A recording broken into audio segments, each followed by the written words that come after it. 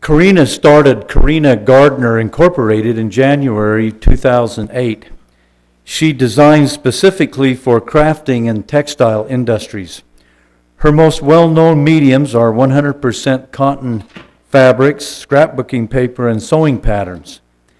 Carina currently designs fabric for Riley Blake and digital scrapbooking products for jessicasprague.com. Carina is the creative director of Cartabella Paper Company, and she also teaches online classes for designers at jessicasprague.com. In February 2012, she was listed in Utah Business Magazine's 40 Under 40 list of Utah's rising stars. Carina has a BA from BYU in Marketing Communications, and she holds a PhD degree in design from the University of Minnesota, where she taught a variety of design classes. She left academics in 2008 to design full-time. Creativity is an integral part of Carina's life. Carina currently lives in Salt Lake with her husband and their 3 children. Let's give a warm Snow College welcome to Carina Gardner.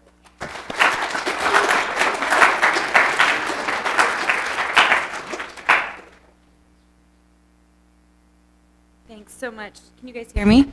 Here we go. You guys hear me? Sort of.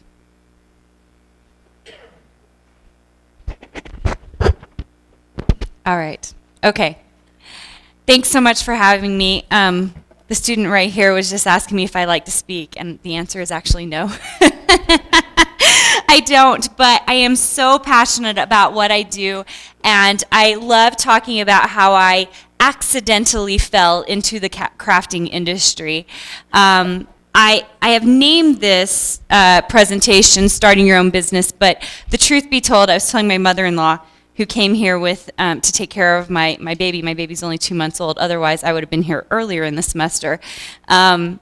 That I kind of fell into this. And as I fell into it, I saw opportunities, and my business model continued to change. So I want to talk to you about how you can take something that you love and are passionate about and turn it into a working business. And part of that is just telling you kind of how I started and how I got into it. The first thing I just wanted to talk to you about is the 5 things that I think have made Carina Gardner Inc. successful. This is my only slide. Well, that's not true. This is my only real slide that has like written words on it. After this, you only get images out of me. So, pretty stuff.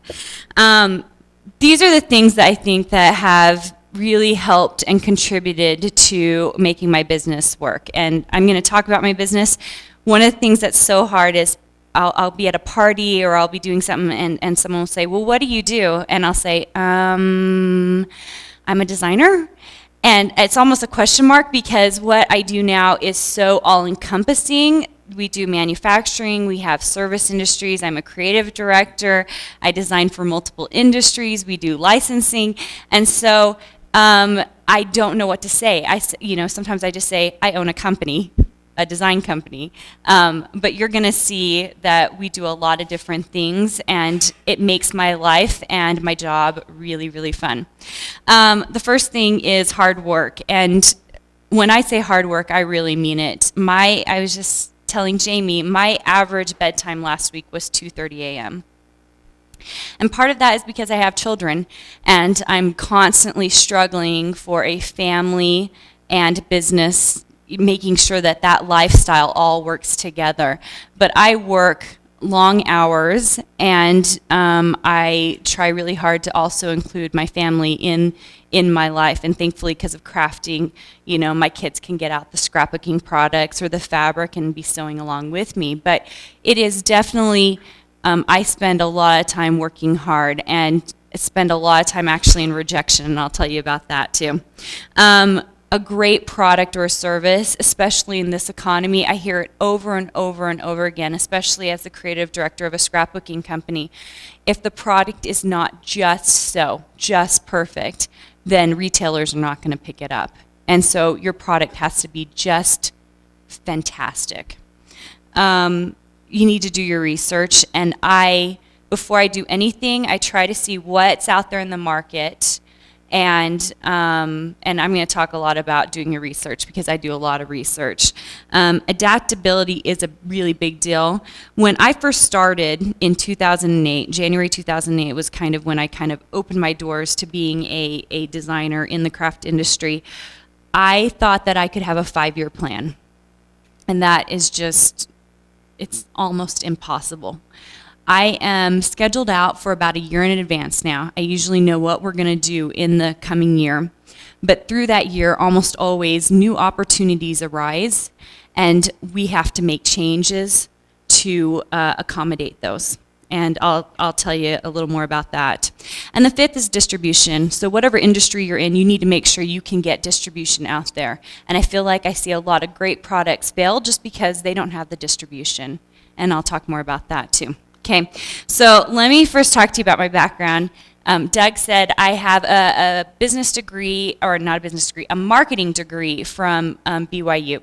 And what kind of spurred my getting into design is I was doing all this advertising, and I didn't know Photoshop, and I didn't know Illustrator, and I couldn't produce my own ads. So I was dependent on a designer to produce the looks and the advertising that I wanted to do. So my husband and I were both looking at master's degree programs, and he was actually at the time, well, he was doing a master's in Portuguese literature, and I wanted to do it in design. So trying to find 2 schools that we could both go to was nearly impossible. Okay, so we were like trying to find schools that we both want to go to. Also, we were kind of under a deadline. So University of Minnesota had a late deadline for their design school.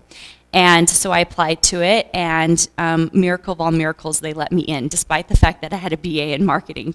And they said, we think that you have what it takes, so we'll let you come in and you can take classes and figure things out. And I did. I took a bunch of senior capstone classes because I had to play catch up.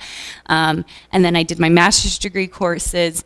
And by the time I was done, I was also teaching there, and I kind of figured everything out, and had my first baby in the midst of all that, and then decided, you know what, I'm just going to do the PhD too.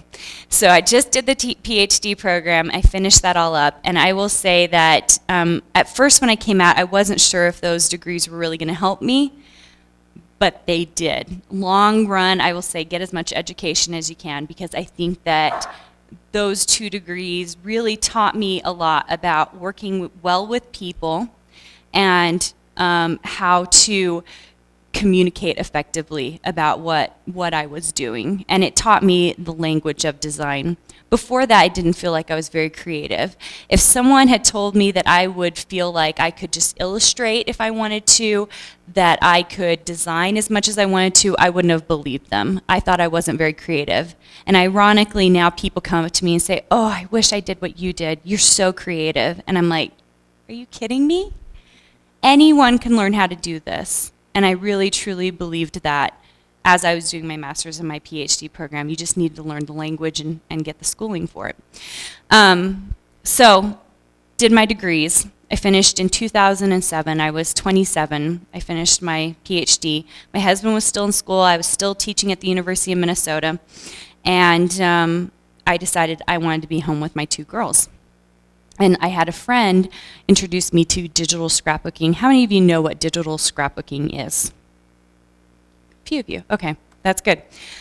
Okay, so digital scrapbooking is an interesting medium. Okay, so regular scrapbooking, you guys know, is just like 12 by 12 papers. People stick a bunch of stickers and their photos on it, okay? Same thing, digital scrapbooking, only you buy digital 12 by 12 papers and digital stickers, and you can put your photos on it and you can create layouts. So this is an example of a packaged good that you can purchase online, and it has a bunch of 12 by 12 papers in it.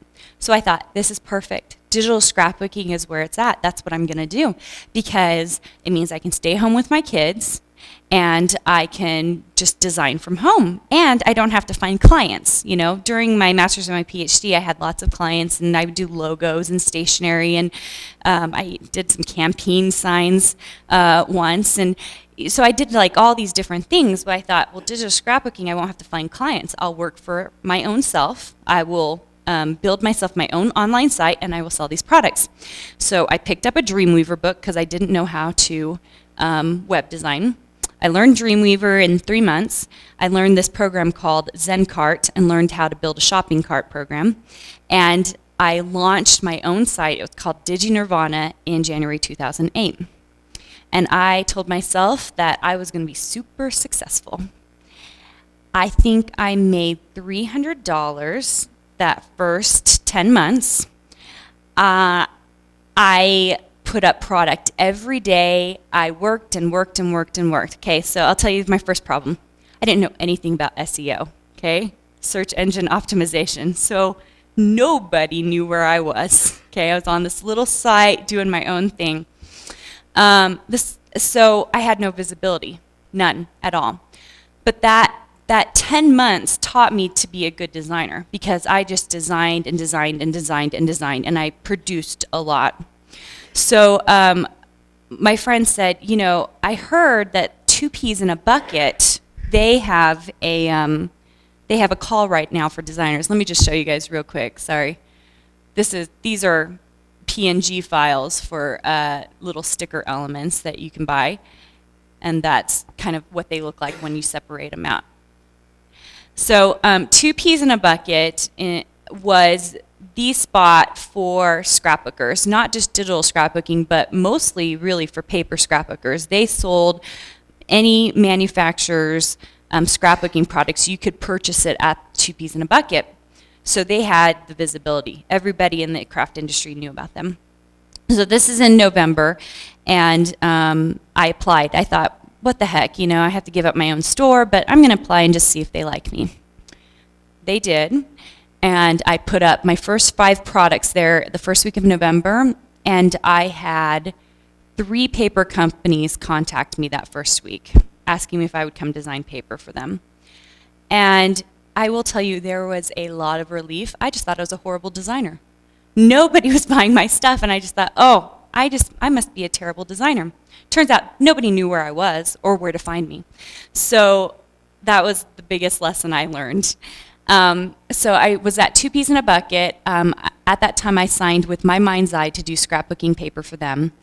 And I premiered my very first paper line a year from the date I started in 2008. In 2009, at Winter CHA, which is the Craft and Hobby Association.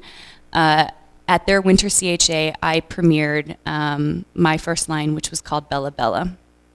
And this is this line. It was an 18 paper line with 2 die-cut sheets and was sold as individual papers or in these 2 kits.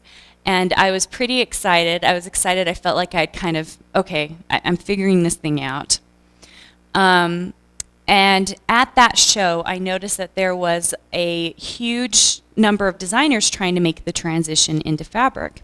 And I thought, I love sewing. I really love sewing. That's something I actually do all the time. I want to get into fabric. I think that would be really neat. So I took the very unconventional route. I should have, if I had known anything, I would have gone to Quilt Market, which is their industry standard, and shown up there and showed my stuff. But instead, what I did was I designed a line, and I printed out several packets, and I just mailed them to all these different manufacturers. And then I also sent out emails to any art director I could find. I was just like, I'm gonna send it out and see if I can find anyone who will take me. I got a lot of rejection letters, a lot, okay? And looking back, that line was not that good, you know? But I had Roe Gregg, who was the art director at the time at Northcott, gave me a call, and she said, I think you have a lot of potential.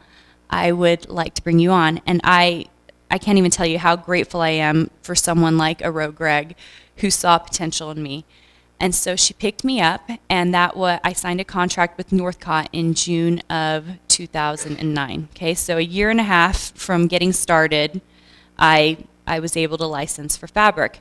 Fabric takes 1 year from the date that you actually submit it to actually see it come into production. So I didn't see my first line, Coquette, come into production or hit shelves of stores until September of 2010. So you have a long lead time, and you don't see money for a very long time. That's the other thing. You don't see it until sales actually happen. But I was really grateful for the opportunity. This is my first line Coquette that I did for them. And I've never designed a line like it since then. It's a little, I feel like it's a little unconventional, partially because I didn't know anything about the fabric industry. So I design 100% cotton quilting weight fabrics. And if you go into a quilt shop, if you open a bolt up, you will see usually the name of the designer on those fabric bolts. So this is the photo shoot we did with that. That's my daughter Felicity. And I was actually really new to quilting, but I thought I needed to learn, so I took some quilting classes as well. This is my daughter Siri, enjoying that cupcake. So that is, what you're seeing is, I took my living room, we moved all the furniture out of the way, and my assistant at the time, it was the junior designer, we took all the bolts of fabric and we cut them exactly so they all matched up, and we just taped them to the wall for this photo shoot. That's not the way to do things, by the way. It took a long time to figure out how to do that. So that was my first line, and it opened a lot of doors for what I was doing at that time.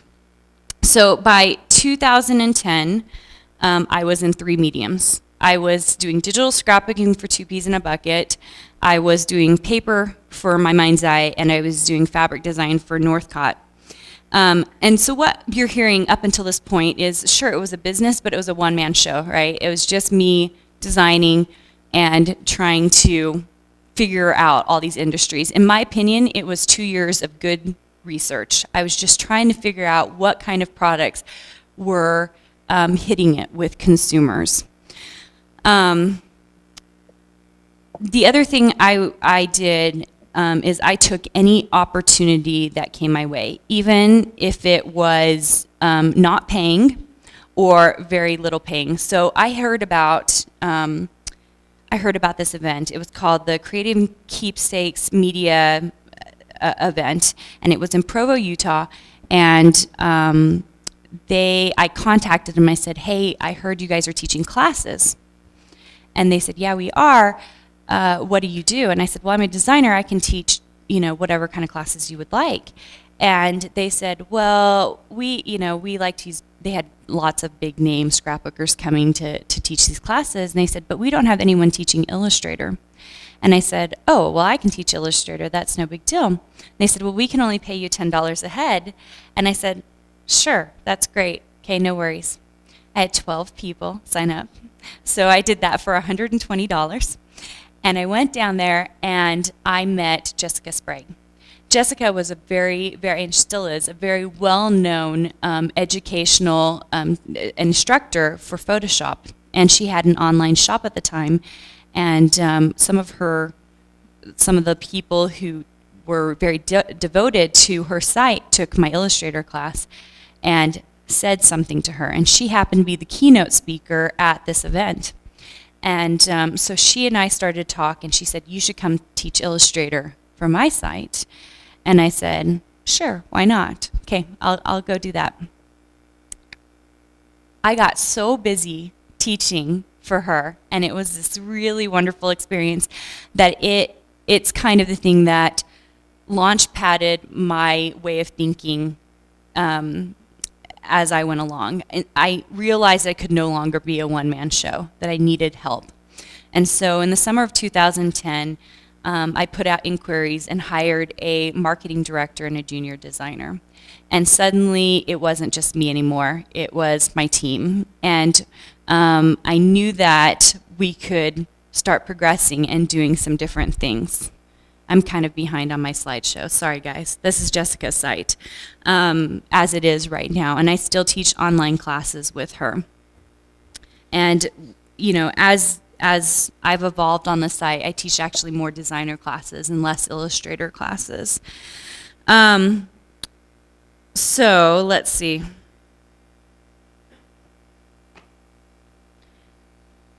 So I hired these two people to kind of help me, and you know, we did a number of different things, and I felt like I was ready to make a few steps into manufacturing. And up until this point, everything was royalty based. So you have to understand there's not a lot of overhead when you're doing that. I didn't have very much overhead. I didn't have to manage inventory. But I decided that in order to promote the brand name further, the Carina Gardner brand name, that I was going to need to do something else. And many designers in the fabric industry have their own sewing patterns, and I thought this is where I want to be. So I spent a lot of time looking at sewing patterns, trying to decide what my model was going to be. Now, I don't do anything unless I feel like it's something that is really something I would be passionate about. So when I started thinking about sewing patterns, there's a lot of like quilt sewing patterns out there and accessory sewing patterns. And for me, my whole life was my two daughters. And so I decided I was going to do children's sewing patterns. And you can see over here, I brought a couple of them. This is our, this is actually the first sewing pattern I ever did. It's called the Love Nest Ruffle Dress. And it was named after the Love Nest line I did for Northcutt at the time.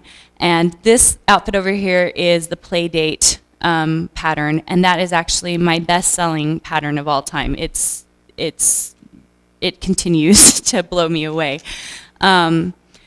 So I came out with 4 sewing patterns in April of 2011. I launched it right before Quilt Market, and then I went to Quilt Market and promoted it and talked to distributors.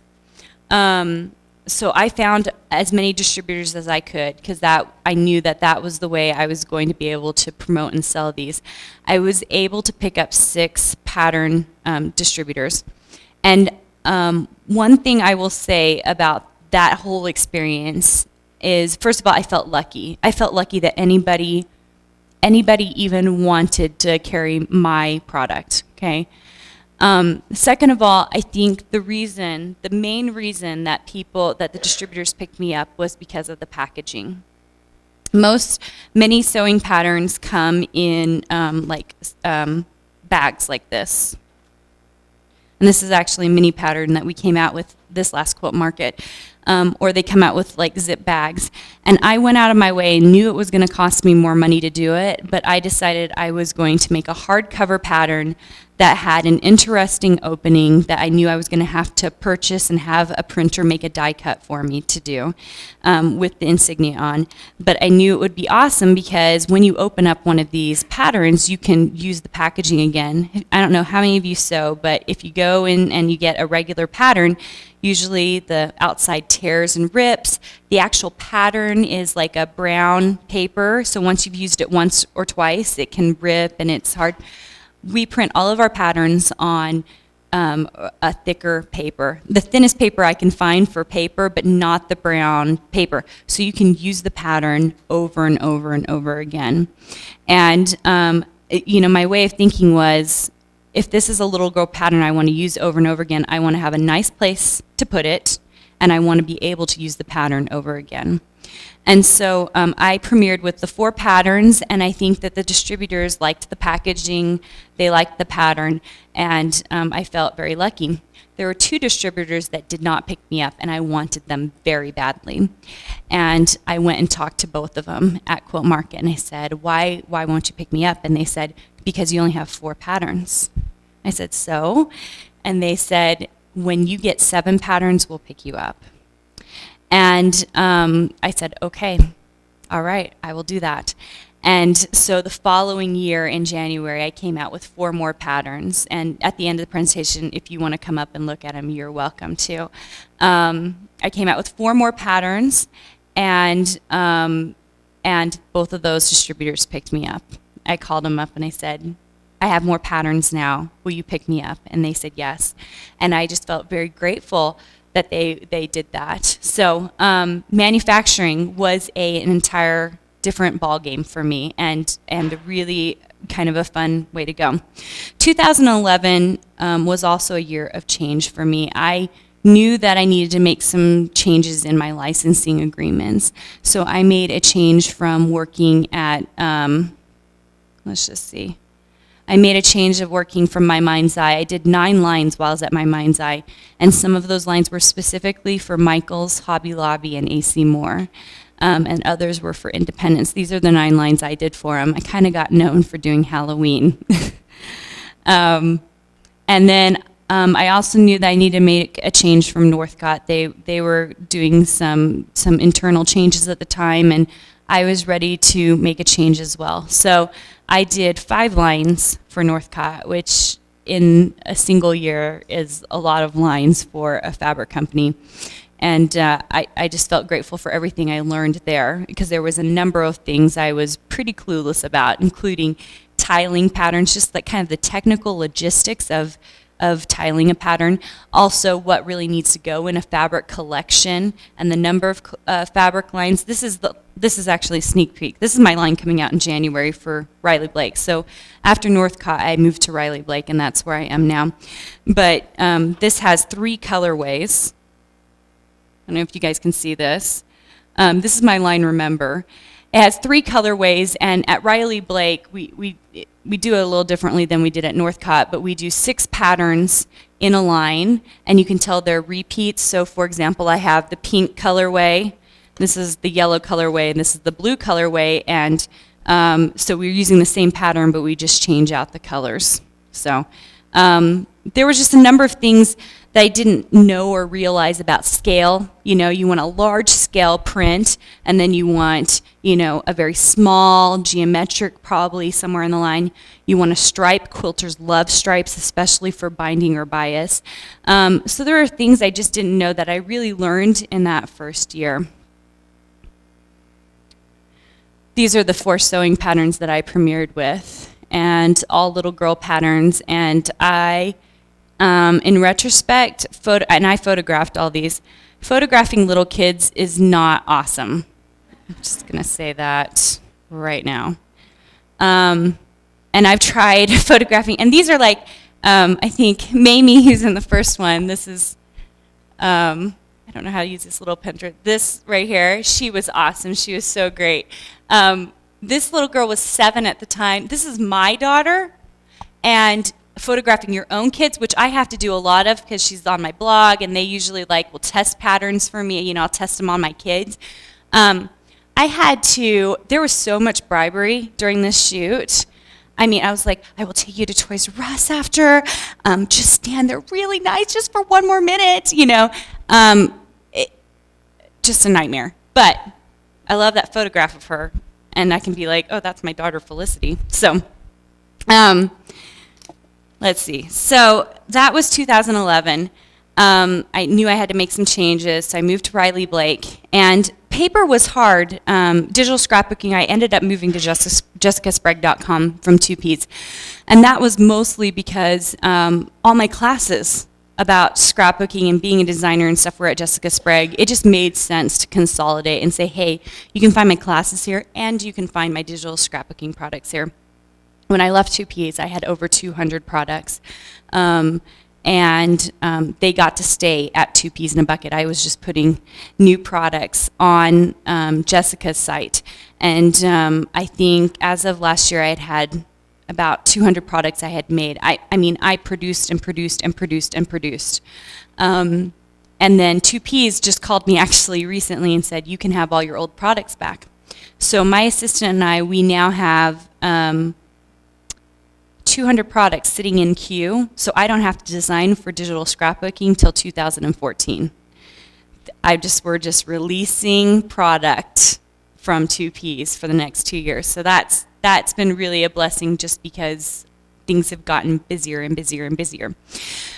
Paper was harder. I didn't know what I wanted to do in paper. I left my mind's eye.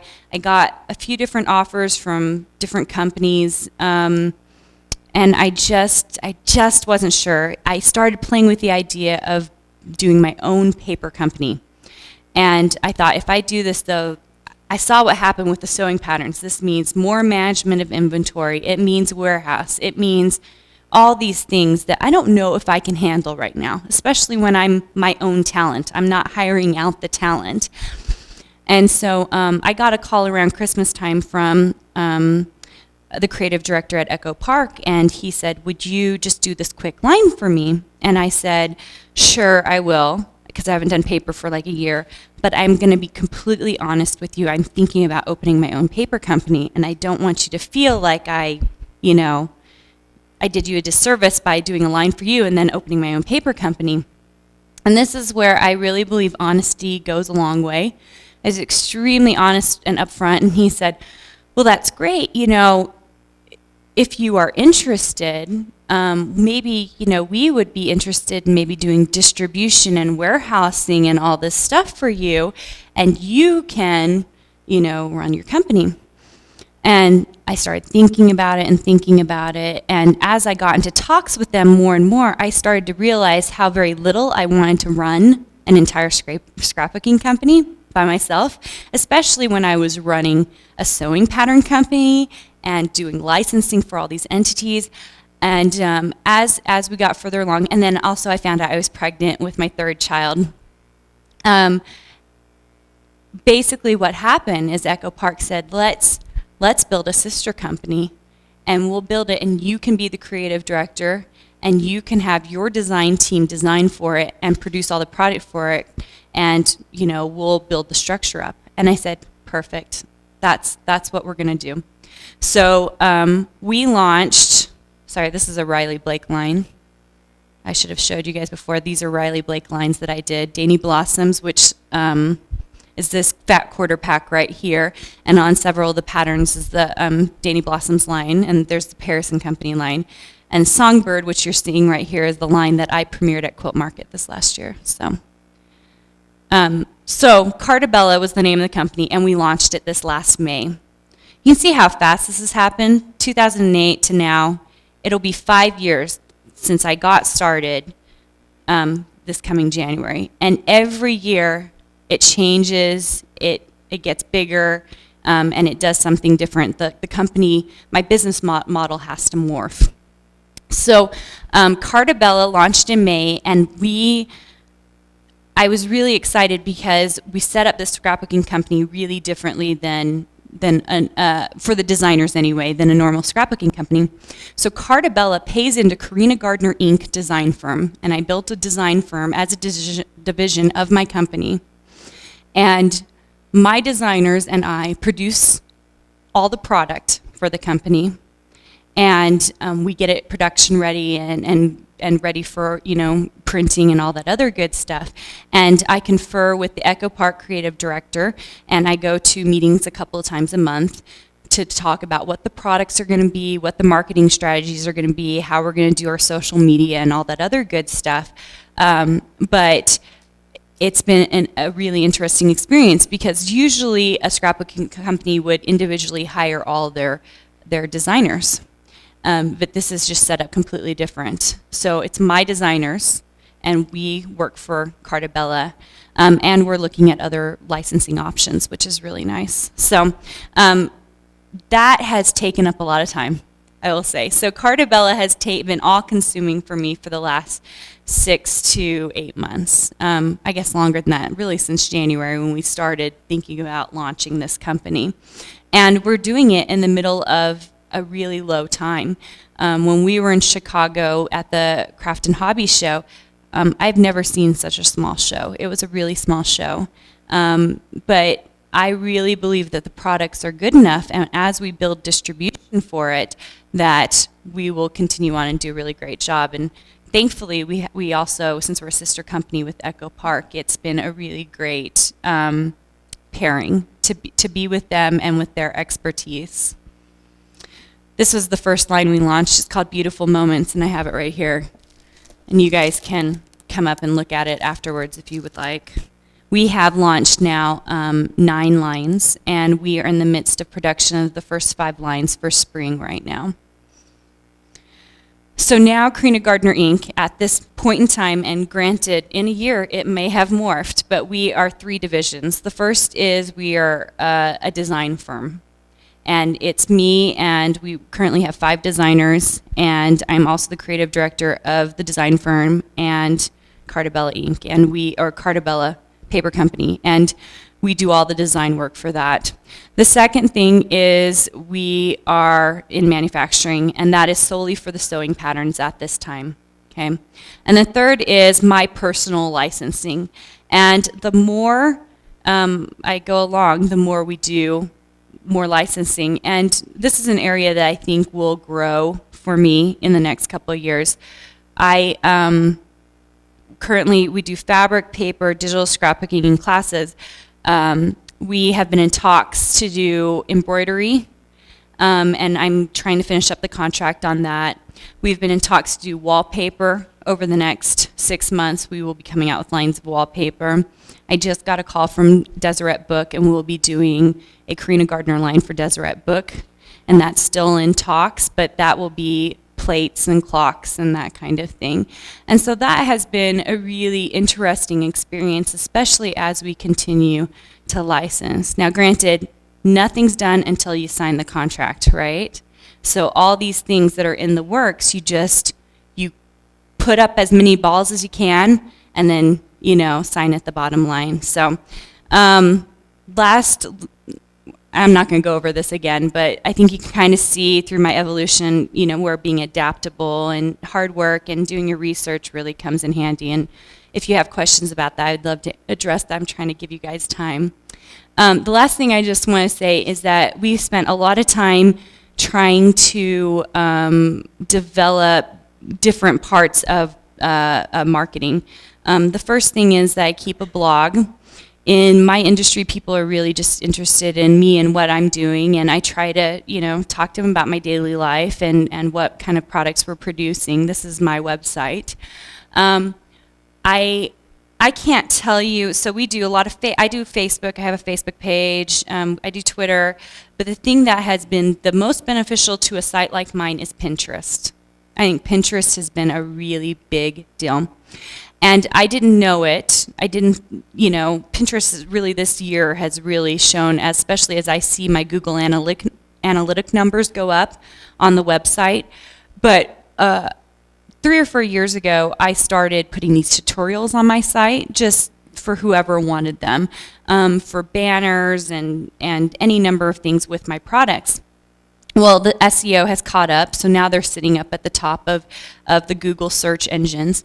And Pinterest, I will find all these pingbacks on my blog because people are pinning all these tutorials on Pinterest. So from October to December are my highest numbers of people on my website because of all the holiday tutorials that I have. So that has been really, really interesting. In fact, a month ago, my assistant emailed me and said, "You're on the Huffington Post." And I said, "I am." And she said, "Yeah, you're on the Huffington Post. They just posted you as the top 10 printable Halloween projects to do." And I was like, "Oh my gosh, that's so awesome." And so there was my, actually it's that picture of, it's not that exact picture, but it's my piano and a big banner, and there's like a printable download that people can do to make this particular banner. So that has been really interesting. We at Cartabella, we focus most of our efforts on Facebook. I know there's been a lot, blogging, but Facebook, we find that the feed is most important, and so it's a really great way to interact with people who love your product, and we really like doing a number of different things with the consumers on that site. So I'm going to wrap up. If you guys have any questions, I would love to answer them for you.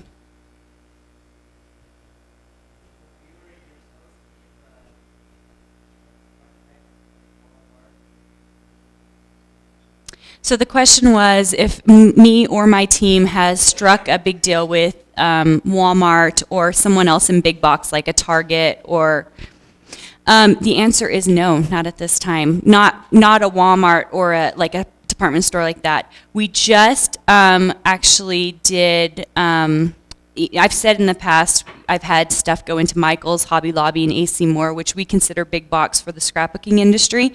And Hobby Lobby just sent in a PO and is picking up several cards from Cartabella that I've designed. And they just picked up, we have a couple of lines, scrapbooking lines, that I'm not sure if I can announce which ones they are yet, but those will be coming out within the next year as well. So not Walmart or Target, or one of the ones you guys would probably know, but the big box for scrapbooking, yes.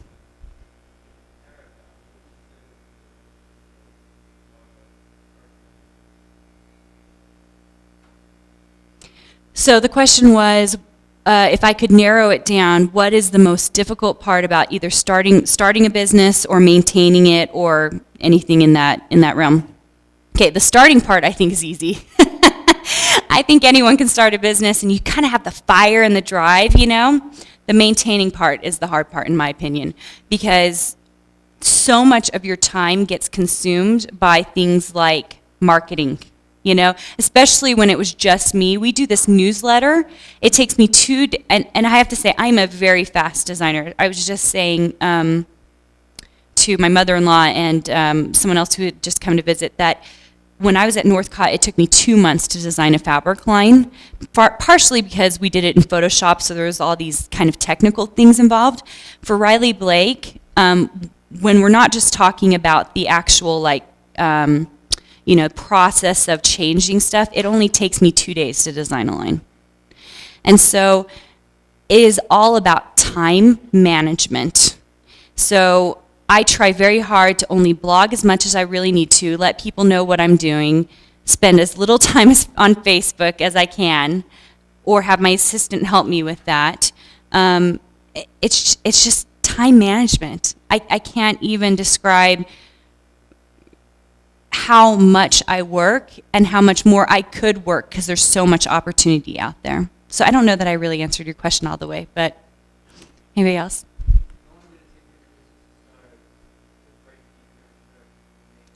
Making money the moment I went to 2 peas in a bucket. So 10 months, okay? Because the difference in my business than a lot of businesses is it was royalty based for a long time, so I had zero overhead. I mean, I had to have a computer, right? So, okay, I had overhead, I had a computer. But I had a computer for school anyway. So I had a computer, and then I was royalty based.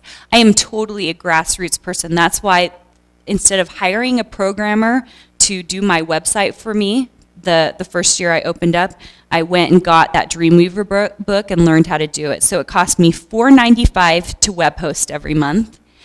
It cost me the cost of that book, and then I designed all the product. And I'm a real believer in doing things for as little as possible until you have the money to do it. And that's why you don't see me starting out with the sewing patterns. Is it took me 2.5 years to go, okay, now I have the money and there's very little risk involved in my mind. You know, if I lose on this inventory or something, I still have all these other incomes coming in. So, any other questions? Jamie?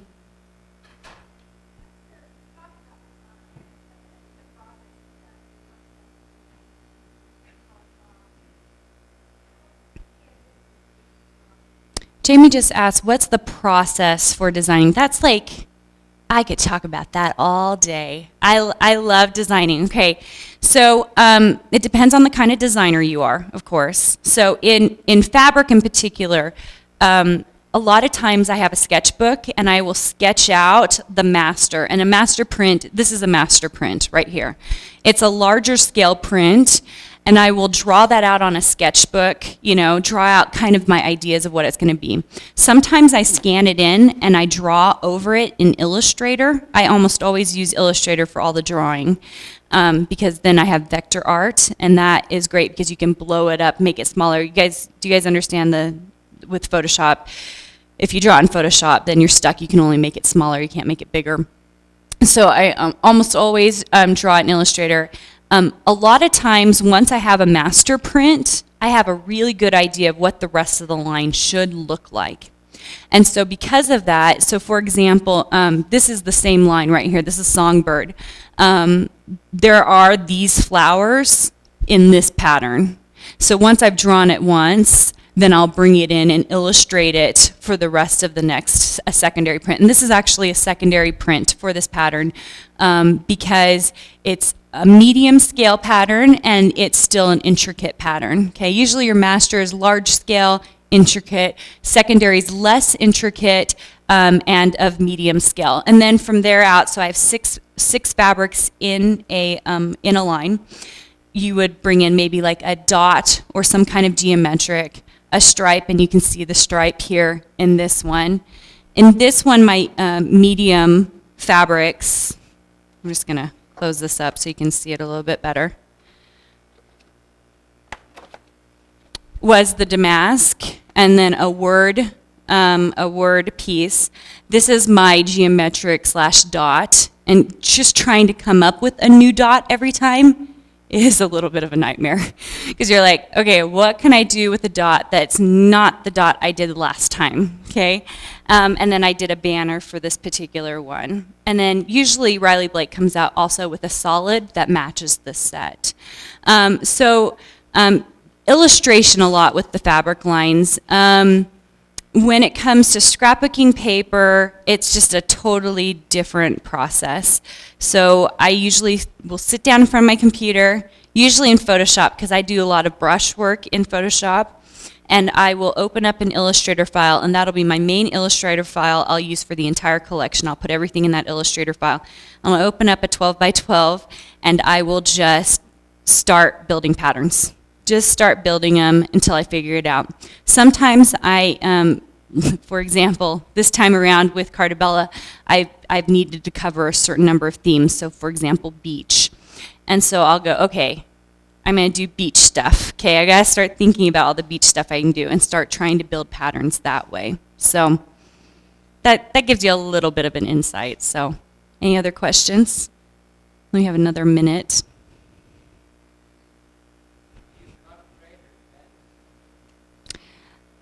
The question was, do I copyright or patent all my ideas?